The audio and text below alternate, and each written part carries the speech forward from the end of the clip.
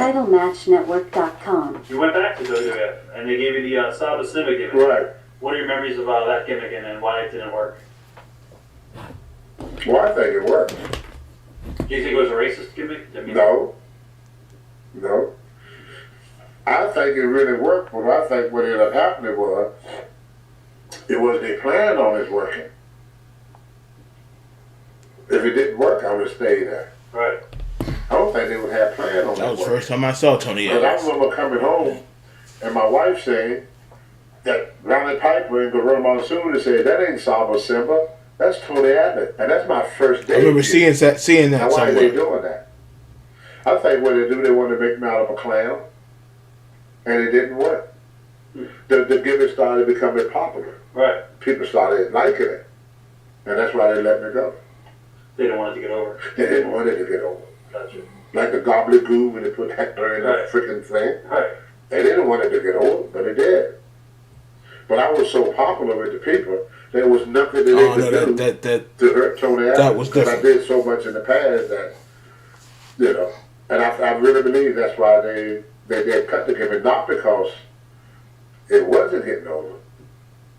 I think because I look at the old tapes at home, I see the kids dancing in the hallway. You know, the kids at the ringside, everybody was getting with it. Well, how different was the company the second time around? How would you compare it to the first time you were there at WWF? Wrestling is dead. Bottom line, there's no more wrestling. It's sport entertainment. The day of the wrestlers are gone. It's true. There's no more. There's no such thing as a professional wrestler. No more. Gone. Everything is scripted. What you say, how you walk, how you talk, everything from the beginning of the match to the end is all scripted. Yeah, it's the difference between the 80s. You don't have wrestlers, we have actors. Yeah, all that sheet of paper stuff. Like, that's why people keep talking about the 80s and the Attitude Era because, okay, how about you gotta walk a certain way and do this and that. I remember, who was it? It was the dude that used to say, Kennedy! He came out there. It was one interview, he was mocking Triple H because he didn't want him to chew gum or something. And he really sounded like Triple H talking for 2 minutes. It was something. But yeah, I'm handing you a sheet of paper. I don't know if it was Tony or somebody else. I think it was somebody else that they handed somebody a sheet of paper. They tore that shit up. He was like, need no damn paper. You're talking to one of the last wrestlers.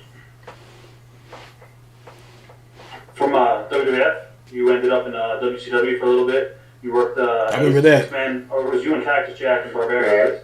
Too Cold and Ron Simmons. What are your memories of WCW? You tell me. They bring me in to fight Ron Simmons.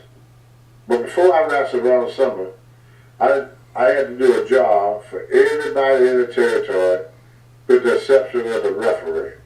Everybody beat me but the referee. Right. And then they put me against the world champion. We're talking about some of that another So you already DVD. knew he was on the wall. Right. That was messed up. Thoughts on Kevin Nash from around this time period?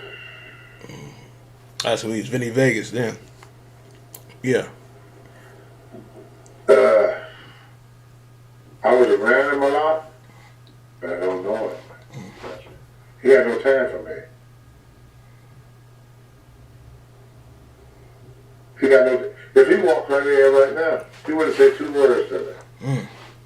I'm beneath him. Wow. Why do you think that is? You just think it's egos? Some people just feel better than other people. And he feel that he's better than me. Gotcha. What about Eric Bischoff? What are your memories of Eric Bischoff? Who was in charge when you were there? Was it Kid Fry? No, when I was in WCW, it was Bill Watts and Dusty Rhodes. Okay. Cool. Yeah. What are your memories about Bill Watts? I don't know how true it is.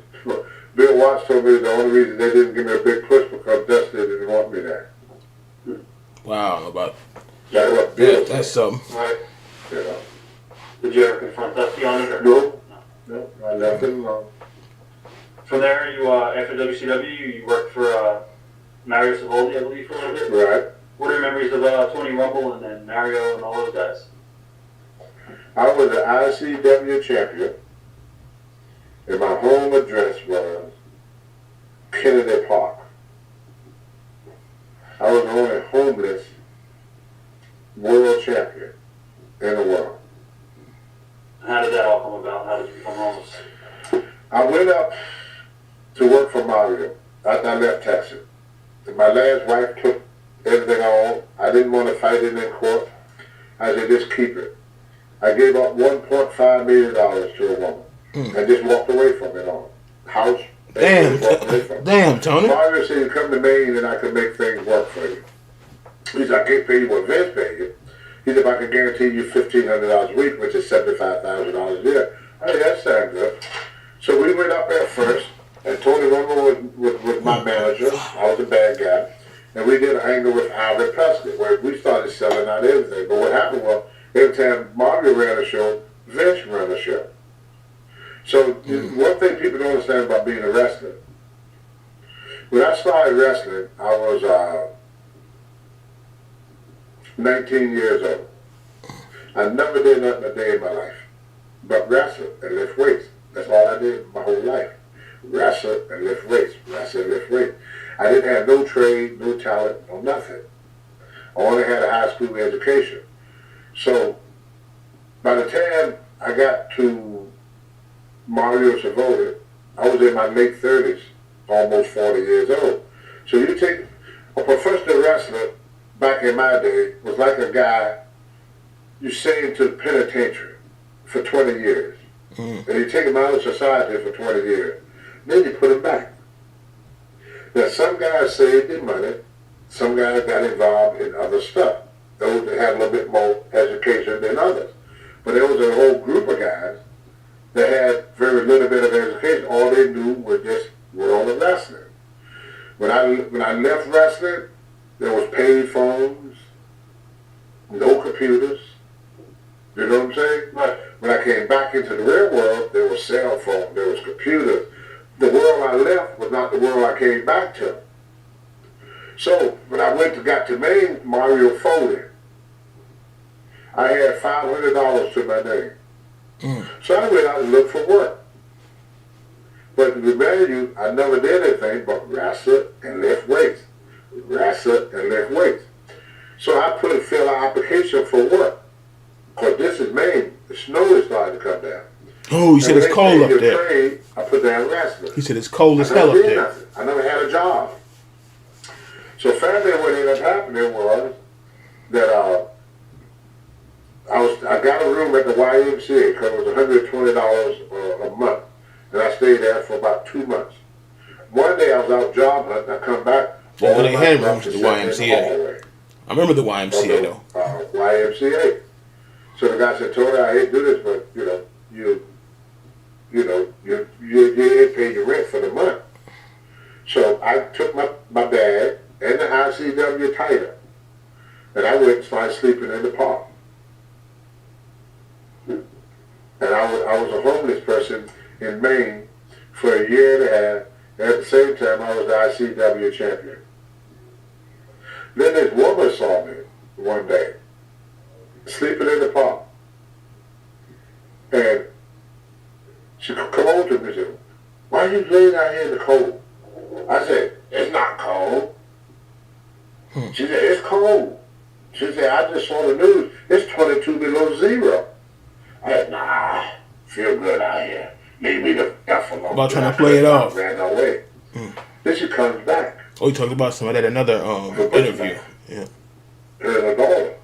I get scared there. So I try to get up and run. I can't move. This whole leg here, half of this leg, all the way up to here, all the way across here, was frozen in ice. And the reason that I couldn't feel nothing, my body went completely numb. So they started chipping the ice away from around me. So then after they did that, they drug me to her house and she put me in a bathtub. Now picture this, I was homeless for a year and a half. Do you know what it means to be homeless for a year and a half? I couldn't even imagine. No, I mean smell-wise. Right. Mm. I mean, for a year and a half, I ain't went nowhere near no water. No. That's no I ain't joke. had a bath or a shower or brush my teeth or wipe my butt for a year and a half. Damn. I used to crawl in the back of McDonald's when it closed. I used to crawl in the dumpster and get the old burgers they throw away. I That's how I remember stayed we alive. talked about that another day. I would take clothes and I would put them on. When people used to leave the clothes at That the is side rough. of That is rough. Right. we go get them clothes, man. We put them on, to keep warm. Even in the summertime, I kept the same clothes on because once you take the clothes off, another homeless person Somebody will will take steal it. Yeah. So whatever you own, you have to keep on you. Right. So this lady takes me home, and I ain't had a bath in a year and a half. I got lights and everything in my hair, brother. My skin is peeling off my face, She didn't know who I were, this woman. She put me in a bathtub. I screamed bloody murder. Mm. That water, when the circulation came back in my body, was the worst freaking pain I ever met in my life.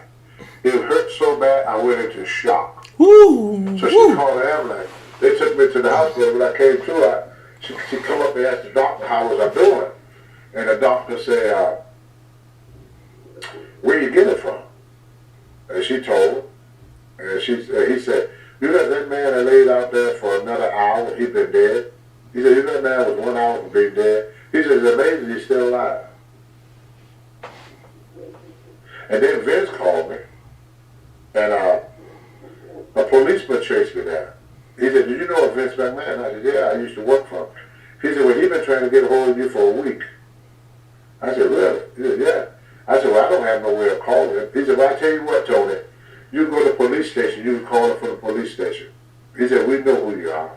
He said, we really been hoping that you get another break in life.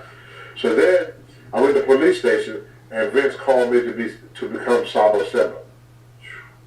So 3 months before I made my appearance as Saba Simba, and this woman, she fed me, she gave me food, she was making $120 a week, she was, and her and her daughter. They were not very rich people. And she's a German woman with a black daughter in Maine, $2 figure. So she would cook for me and did everything. And when I first went to Maine, I was 286 pounds. Mm. When she found me, I was 167 pounds. Oh, man. And when I went to do Saba Simba, I was 225. Mm. But because my body wasn't used to all this food, I went from 225 to about 280 and 290 real fast. Mm. But it was all fat. That's where I got that bloating up that I was when I was Saba Simba. Because when I started eating food, it just boom, boom, boom, boom, boom, boom, boom, boom. And you know what? There's another thing. Two things that taught me what wrestling is all about. He wasn't First of ripped. all, He was when big, but he Tony wasn't got ripped. stabbed, nobody cared. Mm. When Tony Atlas became homeless, nobody cared. And they were the two main things that really taught me what pro wrestling That is is all bad. about. That's bad Everybody business. love you when you're on top. But when you hit the bottom, brother, When you fall you off, would be that's lucky. it. That's it. Lucky if one wrestler called you. If I drop dead tonight, there's not one wrestler that I know in this world would find out my wife's number and call my wife to tell her what happened. They wouldn't do it. That's bad there. And that's the sad thing about professional wrestling. I told many people that when I was homeless, I knew more millionaires than Rockefeller that couldn't bum a quarter to get a cup of coffee. I knew more millionaires than Rockefeller. Then Rockefeller. That's something. Wrestling is like what Vashon just said. It's a dog eat dog world. You have to get your bite out of it. Mad Dog Vashon lost both legs. Mm. Never got one phone call for any wrestler yet. I saw him just recently at the Hall of Fame. I said, any of the guys you work with on the call? No, never hear from them again. Look how many guys go through the WWE and everything. Once they gone, they gone. guys drop dead like that because they just can't believe the guys they rolled with and did this with and did that with. But just forget about them so easily. That is messed up. And it all happens so quickly. It's not a gradual thing. It happens. And it's all over. And if you didn't prepare for the future, you're in trouble. Guys you ride up and down the road with, they would get the book somewhere. Where they're in control of who get hired, who get fired. They say, oh yeah, that's great, man. My friend is running this organization. You never get a phone call from them. It's crazy business. Yes. Now I got to say this about Kevin Solomon. When he was in charge of WCW, he called for me to come down there. But I was working with this AWA at the time with Tito Sandin, like that. So I didn't really need a job. So I gave it to Rick Fuller, which didn't make Kevin so happy because Kevin wanted me. Right. Because we were old friends. And Rick McGraw was another guy. And most of the guys that really will help people in times of need are guys that never been talked about. But look at all the people that Hogan, all the money Hogan made. Who have he ever helped in the business? You hear that all the time, it's true. He never helped nobody. He's down there now taking jobs away from the young kids now. Nash the same way. They don't have their run. They don't make their money. He don't go down in there and destroy all them young kids. Right now. TNA is on his last leg because of that man. It ain't going nowhere now. Oh, this interview was a while ago. They talking about the Hogan Bischoff era. Yeah, this interview was from a while ago. In other words, the Von Erichs went to TNA. Nobody gonna get over them guys. Ain't gonna happen.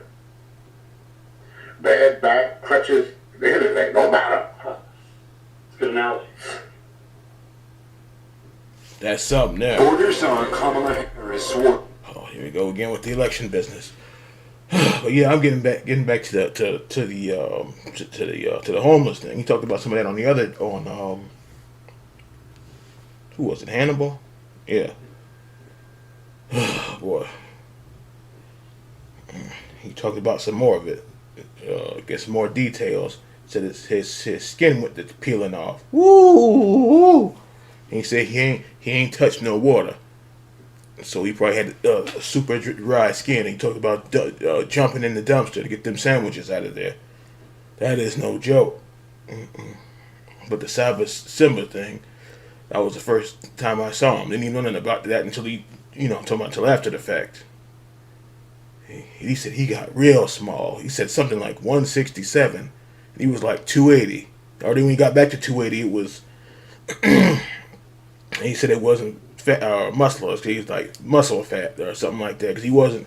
Because I've seen a few of the matches. He's still big. He was big, but he wasn't like ripped like he was in 85 or whatever it was when they showed like him and what's name was the tag champions. But that been too said. People just went on and forgot. They said, any of those guys called? No, nobody called. They went on and forgot. That is messed up.